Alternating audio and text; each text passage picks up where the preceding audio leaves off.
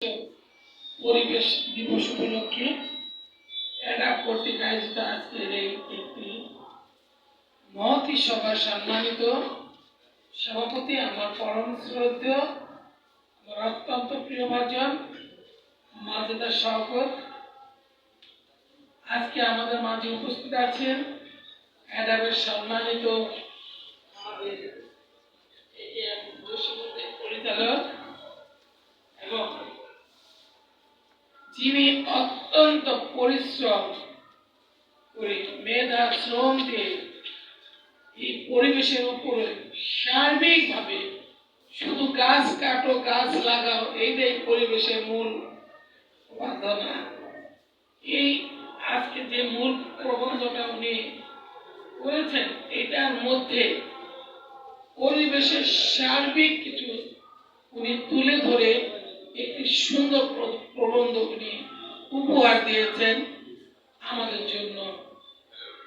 আমি আসলে এই পেপারসটা পড়িনি, আমি গাড়িতে বসে পড়লাম, তো পড়ে দেখলাম যে এত সুন্দর একটি লেখা উনি লিখেছে। এটা মনোযোগ সহকারে আমরা এটা পড়বো, আমরা ধারণ করব, লালন করব, পালন করব। সে আমার অত্যন্ত প্রিয় ছোট ভাই কনক, যার ডাকে আমি আজকে অত্যন্ত অসুস্থ, শুধু অসুস্থ না, আমার একজন প্রধান শিক্ষক আমার স্কুলের, উনি আজকে রাতে মারা গিয়েছে, সকালে তার জানাজা হয়েছে, আমি যেতে পারিনি। আমার বাড়িতে বসবাস করে আমার ষষ্ঠ তলায় 2.5 বছর একটি বাচ্চা হঠাৎ করে ফুড পয়জন হলো। এই তো পরিবেশের একটা দূষণ। ফুড পয়জন হয়ে উনি গত 3 দিন আগে হাসপাতালে ভর্তি হলো। রাত্রেবেলায় তাকে আইসিইউতে নেওয়া হলো এবং লাইফ সাপোর্টে নেওয়া হলো। রাত 3টায় আজকে মৃত ঘোষণা করলো। আমি অনেক চেষ্টা করলাম যে আমি একটু ওকে দেখে আসি, আমি অনেক আদর করতাম ওকে। ও যখন এই লিফটে উঠতো ভাবি আন্টি এইটা আন্টি ওইটা দাবি করতো, বলতো।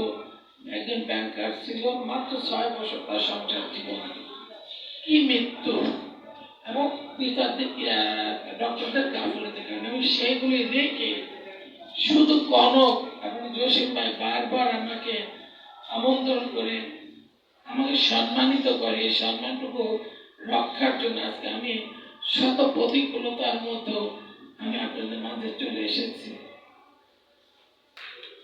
উপস্থিত আছেন আমাদের মাঝে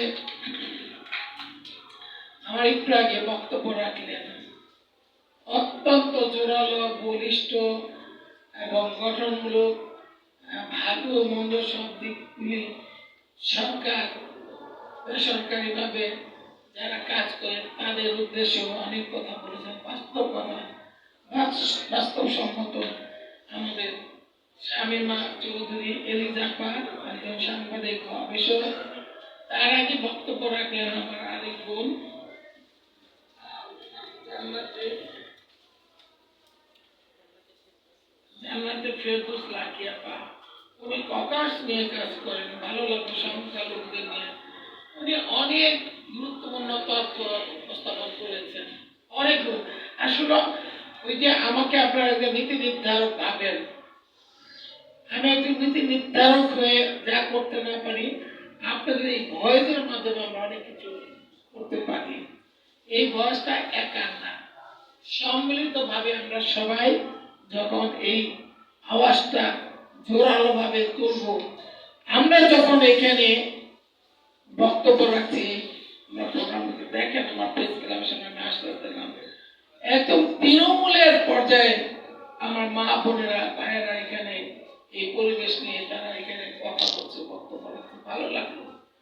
তারাও আজকে কত সচেতন, কত উদার, কত মন মানসিকতা তাদের সুন্দর, যে তারাও একটা সুন্দর পরিবেশে বাঁচতে চায়, নিঃশ্বাস নিতে চায়, জীবনযাপন করতে চায়। তো সেই আজকের সবাইকে এখানে আমার রত্না অসাধারণ, আপনার নাম্বারটা নিব, আপনার সাথে আমি যোগাযোগ করবো। আপনাদের কাছে আমি তো একটা ছোট কর্মী, রাজনীতি করতে করতে এই পর্যায়ে এসেছি, মাননীয় প্রধানমন্ত্রী অত্যন্ত ভালোবাসেন, আমার রাজনৈতিক কর্মকাণ্ডের একটা বড় ইতিহাস আছে।